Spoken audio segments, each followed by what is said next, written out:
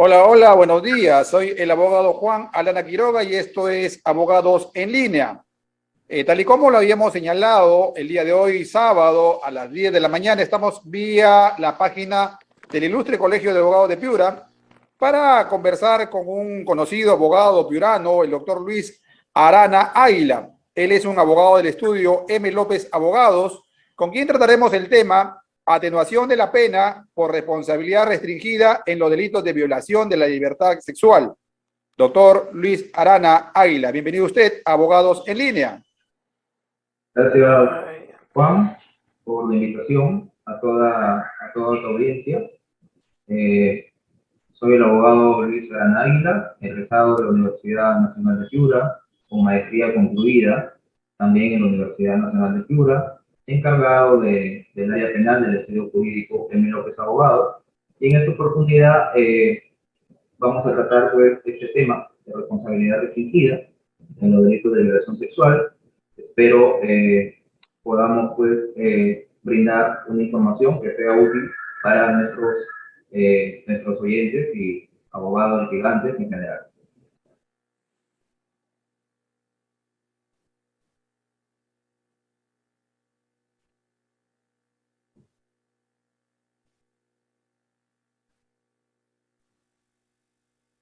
Decía usted, muchas gracias por la deferencia.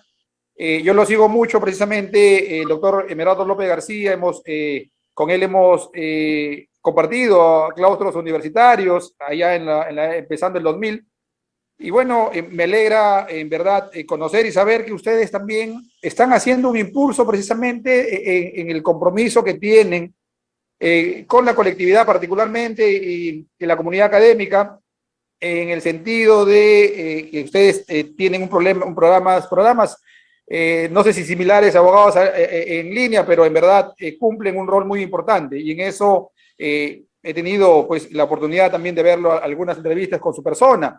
Entiendo que usted es un abogado penalista. Siempre nos decían que cuando había algún problema dentro de la sociedad entre dos o más personas, el derecho penal era la última ratio. Es decir, que primero había que privilegiar el tema de buscar unas salidas alternativas. Sin embargo, en situaciones cuando ello no de pronto daba resultados que queríamos, íbamos al tema penal. Sin embargo, hay situaciones que por su naturaleza misma no ameritan pues una alternativa, en una conciliación ni nada por el estilo. Entre otros, por ejemplo, el tema de la violencia contra la mujer, entre otros el problema de la violencia contra la libertad sexual, del cual vamos a tratar. No sé si usted nos podría indicar cuál es la razón de ser del derecho penal como sí.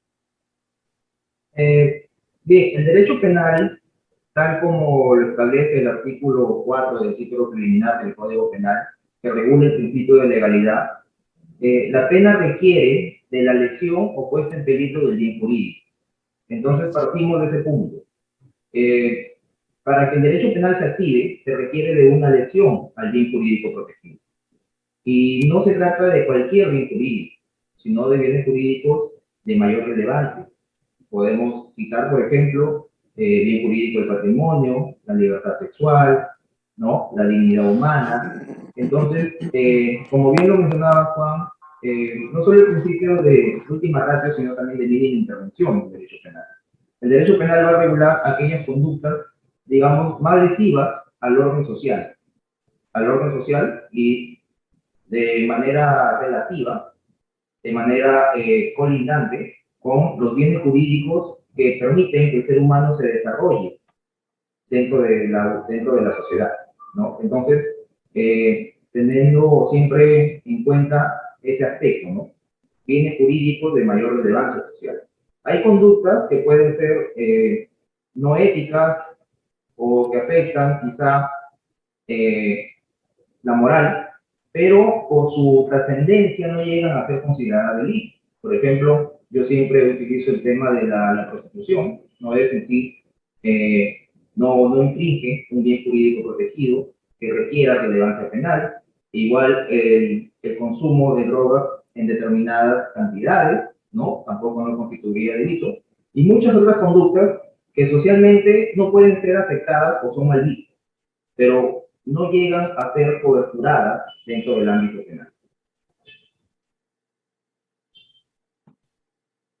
Correcto. Entendido aquello, entiendo que usted es un especialista en derecho penal, ya nos ha manifestado que tiene una maestría concluida en la Universidad Nacional de Piura, precisamente, entiendo, en el derecho penal. Empezando el 2000, el tema del derecho procesal penal ha tenido modificaciones, un cambio. Ha entrado en vigencia lo que se llamó en su momento el nuevo Código Procesal Penal, que ahora, si bien es cierto, no es tan nuevo. Para algunas ciudades, como Lima, por ejemplo, que fue uno de los últimos distritos judiciales donde se implementó, entiendo por temas logísticos, el nuevo Código Procesal Penal ha traído algunos cambios. Usted, como un estudiante y un especialista en el derecho penal, ¿podría señalarnos, a diferencia del antiguo Código de Ejecución Penal, cuál es la diferencia entre el antiguo código y el nuevo código en el tema de el procedimiento mismo y particularmente con el inculpado o el imputado? Bien, el nuevo Código Procesal Penal, por llamarlo así, como tú también lo indicas, Juan, no es tan nuevo. En el distrito de Piura se utiliza desde el año 2009, si no me equivoco. Desde que yo estaba en las aulas universitarias ya estudiábamos el nuevo modelo procesal. Es un código procesal de corte acusatorio, adversarial, garantista. Las diferencias con el antiguo modelo son amplias, pues encontramos diferencias en cuanto al plazo, en cuanto a las audiencias, en cuanto a los procedimientos que se realizan, ¿no? Tenemos, pues, dentro de este nuevo modelo procesal, un juez de garantía, que es el juez que va a tener conocimiento de una investigación desde el momento en que se formaliza esta investigación. Participará también este juez de garantías en la etapa intermedia, y llegado el momento, en la etapa de juicio oral, ya estará a cargo del juez penal, que puede ser un juez unipersonal o un colegiado, dependiendo del delito, que es materia, pues, del proceso, ¿no? Entonces,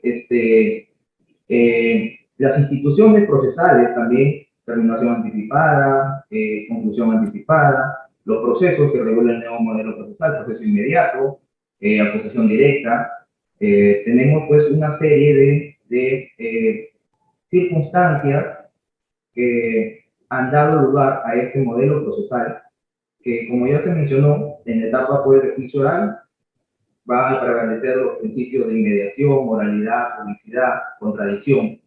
Y su principal característica, bueno, por así decirlo, en relación al antiguo modelo procesal, es la oralidad. Oralidad que ya se viene implementando también en los procesos civiles, en los procesos laborales, y considero yo que a futuro tiene que implementarse en todo tipo de procesos. Ya dejar un poquito el tema de la práctica del abogado de escritorio y enfocarnos más en lo que es un abogado litigante, ¿no? En donde está, pues, como ya lo indiqué, de por medio de la realidad. Es importantísimo en este modelo procesal. Eso último que ha señalado usted, de pronto para los abogados jóvenes, cuando usted señala el tema de dejar un poco la labor de escritorio, la máquina de escribir antes, ahora la computadora, lo cual, pues, era una de las características del antiguo Código de Procedimientos Penales, es decir, encontrábamos expedientes voluminosos en los cuales habían escritos, etcétera, lo cual es ahora, de acuerdo al nuevo Código Procesal Penal, que sigue siendo nuevo decían algunos distritos judiciales, nosotros no tanto en Piura, ya el tema de la oralización es precisamente una de las características principales. Mi estimado colega, estamos pasando ya, ojalá Dios quiera pronto, el tema de la pandemia. Hemos pasado duros momentos. Los abogados litigantes particularmente lo han sentido más porque se cerraron los juzgados, las fiscalías, etcétera. Entonces, a raíz de ello, como una de las formas de continuar con la administración de justicia, el Poder Judicial implementó las audiencias virtuales, que por ahí de pronto hubieron algunas opiniones, comentarios que afectaba el tema, por ejemplo, de la inmediación, ¿no? El tema, y temas como ellos, pues, ¿no? Pero de pronto entendimos, y muchos ya nos hemos acostumbrado a ello, e inclusive podemos litigar no solamente el instituto judicial en el que nos encontramos, sino más allá de los límites de nuestra región, ¿no? y provincia en que nos encontremos. Sin embargo, en estos días, el día de ayer, se ha tenido conocimiento de una disposición que se estaba haciendo en el sentido de que vuelvan las audiencias presenciales. Pero el día de hoy he leído un comunicado, una resolución que ha firmado la doctora Elvia Barrios, presidenta del Poder Judicial, en la cual señala que continuarán el tema de la virtualidad, de las audiencias virtuales, y que las que se hagan presencial por razones que tengan que ser de su propia naturaleza, de pronto sentencias, etcétera, se hagan con todas las formalidades, teniendo en cuenta la aún presencia de la pandemia. ¿Cuál es su opinión usted con respecto a la virtualidad? ¿Debería quedarse o deberíamos en algún momento regresar a lo que era antes o tendríamos que adoptar un tema mixto? Considero que la Administración de Justicia en sus diferentes campos presenta mucha deficiencia. Y esto está asociado, como bien lo sabemos, a la carga procesal, a la falta de recursos, tanto del Ministerio Público como del Poder Judicial. Esa es una realidad. Y de algún modo, esta modalidad de audiencias virtuales, considero yo que brindó algo de celeridad a los procesos. Como bien lo ha manifestado Juan, había la posibilidad de llevar audiencias de forma virtual en diferentes ciudades. Ya no era necesario que el abogado se traslade, digamos, a Lima, no sé, a Arequipa. Sin embargo, desde mi punto de vista, considero que es una herramienta útil y se debe mantener dentro en la medida de lo posible.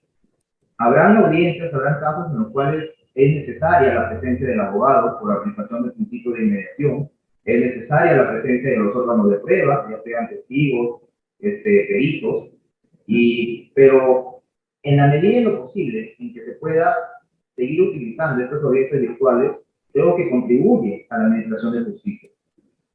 Y ya se implementó la modalidad virtual, no veo yo cuál sería el impedimento para, digamos, como lo veo, por un capricho del magistrado, del colegiado, de la sala, exijan la presencia del abogado en aquellas circunstancias en las cuales a veces pues no se presentan los medios o las posibilidades para trasladarnos. Yo hace poco tuve un problema en una audiencia de apelación en el Cusco. Yo le pedí al colegiado que me permitan participar de manera virtual y ellos mencionaban que tenían una resolución de presidencia. Sin embargo, una resolución administrativa no puede vulnerar el derecho de defensa, que en este caso registran mis patrocinados, como a cualquier otro ciudadano que se encuentre inmerso en una investigación. Entonces, la garantía constitucional del derecho de defensa prevalece ante estas situaciones de índole administrativa. Entonces, concluyendo, yo creo que dentro de lo posible se deben mantener estas audiencias virtuales, salvo ciertas excepciones en las cuales es absolutamente necesaria la presencia de tanto de abogados como órganos de prueba a las audiencias, ¿no? Ahora bien, mi estimado Luis, efectivamente, pienso que lo que ha manifestado en el tema de la virtualidad debería ser así. Cuando la pandemia empezó, la virtualidad es la que de una u otra forma ha permitido continuar con nuestra vida, en tanto en las instituciones educativas, primaria, secundaria, superior, inclusive maestrías, inclusive cuánta gente ha logrado continuar precisamente en esos estudios superiores y básicos precisamente por la virtualidad. Y alguien dijo que la virtualidad había venido para quedarse. Por eso es que llamó la atención esa disposición que se había dado. Entiendo que un estudio jurídico muy conocido de Lima había presentado alguna acción ahí, que entendemos en su momento algún juzgado tendrá que pronunciarse, pero al margen de ello, repito, el día de hoy hemos leído una disposición que ha dado ya la propia presidenta del Congreso, perdón, del Poder Judicial, la doctora Elvia Barrios. Ahora bien, doctor, en el transcurrir de la experiencia propia como abogado defensor, como abogado litigante, ¿cuáles son los delitos más recurrentes? Y dentro de ese ranking que podría hacernos, el delito de la violación de la libertad sexual, ¿en qué puesto se podría decir que está? Los delitos de violencia sexual son bastante comunes, digamos, dentro de la práctica de nosotros los abogados, ¿no? También tenemos, bueno, delitos contra el patrimonio. Últimamente los delitos de corrupción de funcionarios. También no hay alcalde, no hay gobernador regional que termine su gestión y no tenga mínimo 4 denuncias en su contra, que con esto no digo que sea responsable, simplemente que hay incidencia en este tipo de conducta. Los delitos de violencia sexual en su mayoría se dan dentro del entorno familiar, y siendo víctimas de estos delitos menores de edad, ¿no? El porcentaje de delitos de violencia sexuales, ¿qué podría decir yo? Quizá está dentro del 30% de delitos que se cometen, siendo el mayor porcentaje hoy en día también los delitos contra el patrimonio, ¿no? Que lo vemos pues ya en cada localidad. Doctor, precisamente estábamos hablando ahí de las sanciones que prevé la norma precisamente para estos temas de violación de la libertad sexual, particularmente cuando son menores de edad. Son sanciones muy fuertes.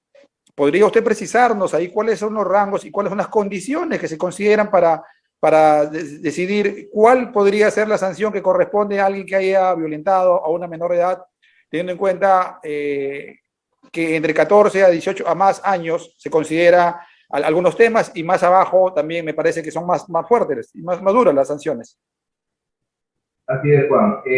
Los delitos de violencia sexual los encontramos dentro del Código Penal a partir del artículo 170 hasta el artículo 184A. Encontramos diferentes tipos de delitos de violencia sexual, en los cuales encontramos delitos contra la libertad sexual propiamente dicha, delitos contra la indemnidad sexual, delitos incluso contra la dignidad humana. Es el caso, por ejemplo, del artículo 181, 181A, que regulan tipos penales de explotación sexual. Y dentro de los delitos de violación sexual, el tema de la edad constituye un parámetro importante a tener en cuenta. Tanto la edad de la víctima como la edad del sujeto activo del delito. Entonces, este parámetro nos va a permitir diferenciar lo que es el bien jurídico libertad sexual del bien jurídico indemnidad sexual. Cuando hablamos de la libertad sexual y cuando hablamos de indemnidad sexual. La libertad sexual es la capacidad que la ley otorga, ¿no?, para que una persona pueda autodeterminarse sexualmente. Decido con quién quiero tener relaciones sexuales, cómo, dónde.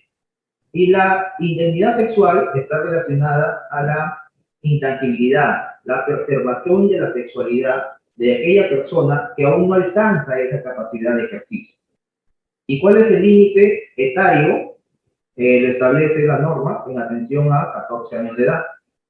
El varón o mujer que tiene menos de 14 años de edad no tiene pues libertad sexual para autodeterminar.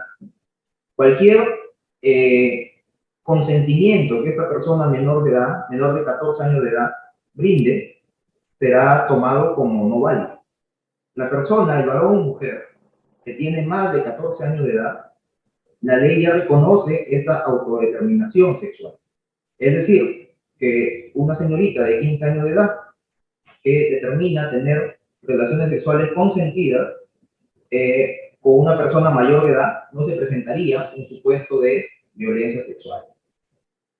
Sin embargo, toda conducta orientada o que tenga dentro de su desenvolvimiento o que dentro de esta conducta esté de por medio violencia o amenaza, intimidación, siempre va a ser considerada pues una conducta de violación sexual. Artículo 170 del Código Penal, que regula el tipo base, por así llamarlo. Y el artículo 173, que regula la violación sexual de menores de edad. En el artículo 170 se establece una pena entre 14 a 20 años de pena privativa de libertad. Y el artículo 173 establece una pena de cadena perpetua. para todo aquel que mantiene relaciones sexuales con varón o mujer menor de 14 años.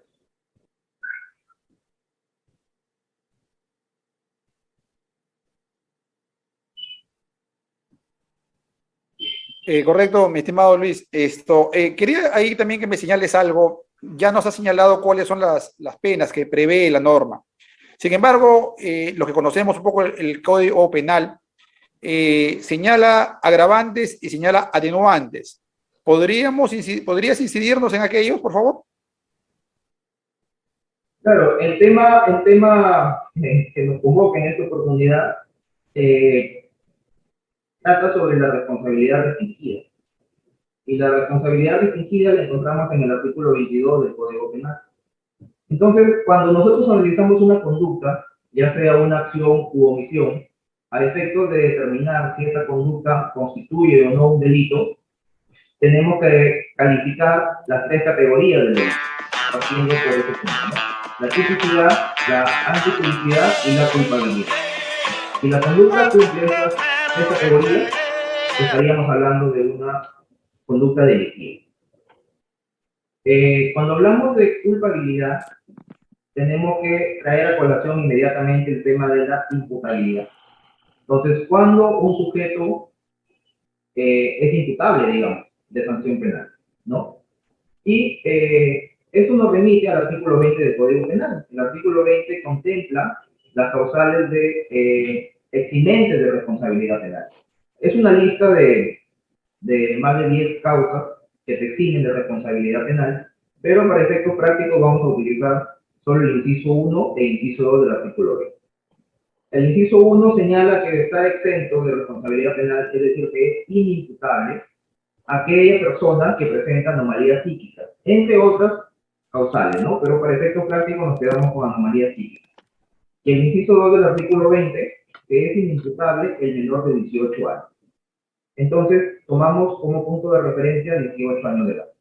18 años de edad es la edad que el legislador ha considerado dentro de nuestro sistema jurídico como la edad en la cual el sujeto adquiere capacidad para responder penalmente por un delito. ¿Correcto? Sin embargo, esta capacidad que se adquiere a los 18 años no es una capacidad absoluta. Cuando un joven cumple la mayoría de edad, no significa que esta persona ya alcanzó una madurez emocional, una madurez psicológica plena, sino que esta madurez se encuentra relativamente disminuida, porque todo nuestro proceso evolutivo, ¿no? Nuestro proceso de aprendizaje es secuencial. Yo no alcanzo la madurez de forma inmediata.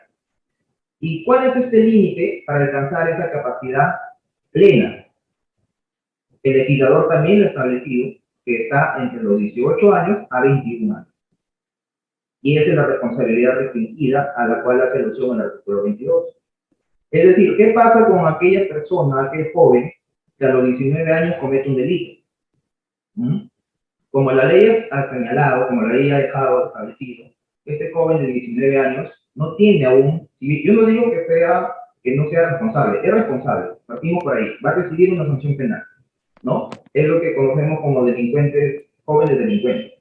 Entonces, va a recibir una sanción penal.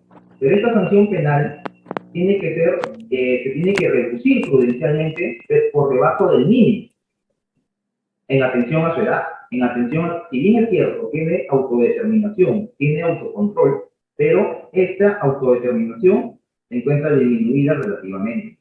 Pongamos un ejemplo. Juan Pérez comete un delito de violación sexual, tiene 19 años, artículo 170 del Código Penal. El parámetro normativo, el parámetro penal de la pena a imponerse está entre 14 a 20 años. Juan Pérez va a decir, yo cometí el delito de violación sexual, perfecto, soy responsable, pero no me vas a poner 14 años de pena privativa de libertad. Se tiene que reducir esa pena, porque yo no alcancé aún esa capacidad plena de culpabilidad. Y hasta ahí, todo perfecto. Sin embargo, el segundo párrafo del artículo 22 señala que determinados delitos están excluidos de la responsabilidad restringida. Y nos da un catálogo de delitos. Aquel integrante de organización criminal, aquellos que cometen sicariato, robo agravado, homicidio calificado, y entre otros, el delito de violación sexual. Nos dice eso el segundo párrafo del artículo 22. Entonces el juzgado, el colegiado le dirá, ¿sabes qué, Juan Pérez? Aquí no te alcanza la responsabilidad restringida, porque el segundo párrafo del artículo 22 señala que en delitos de violación sexual no te puedo aplicar esta eximente relativa, porque así se conoce, ¿no? Como una atenuante relativa o eximente relativa. Entonces, respecto a este punto ya teníamos el acuerdo plenario 04-2016, que señalaba que en los delitos de violación sexual se debe aplicar la responsabilidad restringida. Y el no hacerlo, el no aplicar la responsabilidad restringida, es decir, reducir la pena por debajo del mínimo legal, constituía una infracción al principio de derecho de igualdad, contemplado en el inciso 2 del artículo 2 de la Constitución. Sin embargo, habían pronunciamientos en los cuales los juzgados se apartaban de este criterio del acuerdo plenario. Y es así que se emiten ya doctrina legal y jurisprudencia legal. En muchos casos tenemos, por ejemplo, el recurso de casación 508-2019 de Cañete, tenemos el recurso de casación 375-2019 ICA, la sentencia casatoria 988-2018 Lamayque, y puedo continuar con una lista de resoluciones que ya han establecido que en los delitos de violación sexual es aplicable la atenuación de la pena por responsabilidad restringida por debajo del mínimo legal. Es decir, apartándose de lo que contempla el artículo del segundo párrafo del artículo 22. Excelente, mi estimado colega, lo que usted señala precisamente.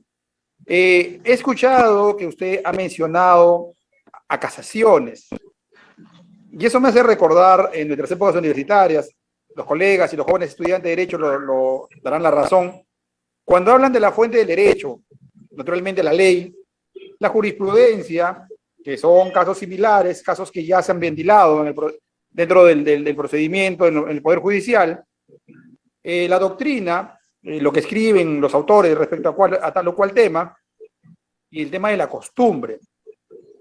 Y ahí me vienen a la mente dos situaciones que quisiera que usted nos comente sobre ello. Si bien es cierto, la ley no habla de atenuantes, de algunos atenuantes que sí lo señalan casaciones y jurisprudencias, que de una u otra forma nos permiten mirar de manera diferente a lo que la ley propiamente señala. Y también está el tema de la costumbre, los usos y costumbres en un país multicultural como el nuestro. Encontramos, por ejemplo, los pueblos andinos o los pueblos indígenas, que así lo señala la ley, donde ellos tienen otros usos y costumbres y donde naturalmente ellos lo ven de manera natural, se inician sexualmente, por decir, entre los 11, 12 años, y de pronto más y de pronto menos. ¿Cuál es su punto de vista respecto a estos dos temas, mi estimado colega? Muy bien, excelente pregunta, Juan. Como bien lo señala, la costumbre es fuente del derecho, al igual que la ley, al igual que la jurisprudencia y la doctrina. Entonces, como tal, tiene reconocimiento y amparo constitucional como fuente del derecho, el derecho consuetudinario, el derecho que aplican, digamos, las comunidades campesinas, las comunidades nativas. Desde cómo ellos administran justicia dentro de su jurisdicción hasta cómo estas costumbres son parte de su modo de vida. Entonces, esta costumbre tiene que ser respetada siempre y cuando no vulnere o no afecte derechos constitucionales. Sin embargo, la costumbre va a tener la característica, digamos, o la peculiaridad que su uso y aplicación tiene que ser dentro de un espacio geográfico determinado. Si un miembro de esta comunidad campesina o comunidad nativa sale de este ámbito geográfico y, digamos, se traslada a la ciudad, viviendo ya determinado periodo de tiempo, un periodo de tiempo en el cual tendrá la oportunidad y la posibilidad de conocer cómo debe dirigir su conducta, qué acciones o qué omisiones pueden llevarlo a incurrir en un hecho delictivo. Entonces, lo que quiero dar a entender es que la costumbre en un espacio geográfico determinado es válida, pero cuando se traslada este sujeto a otro espacio geográfico, tiene que sujetarse de algún modo a estas normas de convivencia siempre y cuando haya tenido la oportunidad de comprender que su conducta era ilícita, porque si no tiene la oportunidad de comprender la ilicitud de su conducta, o si desconoce, o si ignora que esa conducta es ilícita porque él viene con un esquema mental distinto, mantener relaciones sexuales con una menor de edad dentro de su comunidad es habitual, entonces se presentaría lo que conocemos como un error de prohibición, el desconocimiento o ignorancia de la ilicitud de la conducta.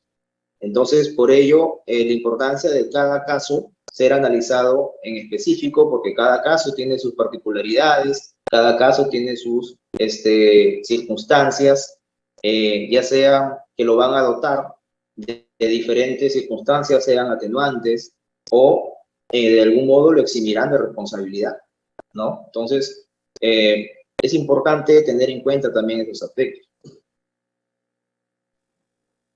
Muchas gracias por esa precisión.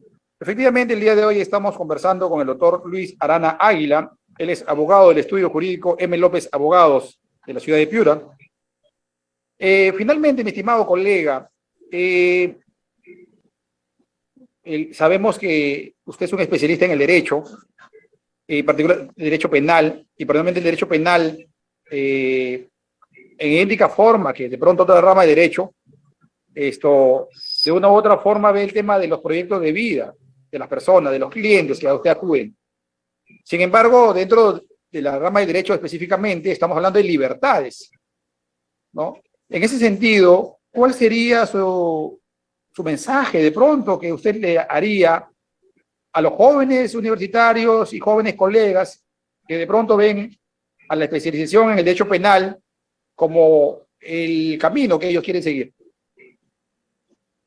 El derecho penal para mí es apasionante, es interesante, motivador y requiere de mucho estudio e investigación. El abogado en general, independientemente de la rama jurídica, sea civil, laboral, tributario, no nos podemos quedar únicamente con lo que dice nuestro código. Tenemos que ir más allá. Tenemos que cuestionar incluso las decisiones de los órganos judiciales, porque es ahí como se crea jurisprudencia. El derecho penal, como muchas otras ramas del derecho, no va a poder regular las conductas sociales a plenitud. Se van a presentar muchos vacíos normativos, muchas acciones, muchas conductas que requieran de interpretación, ¿no? Y es así como surge, pues, como surge la norma. A medida evoluciona en forma paralela a cómo evoluciona una sociedad. Lo que hace 15 años no era delito, hoy en día puede constituir un delito. Aquellas conductas que antes no eran prohibidas, hoy en día son prohibidas. Un ejemplo sencillo, los delitos de violencia familiar, ¿no? Hace 20 años no veíamos a una ama de casa denunciando a su esposo por maltrato psicológico. Hoy en día lo vemos. Entonces, el derecho evoluciona a medida como evoluciona la sociedad. Y eso, al ser una ciencia social, el derecho en general, en todas sus ramas, implica pues permanente capacitación, permanente preparación e investigación.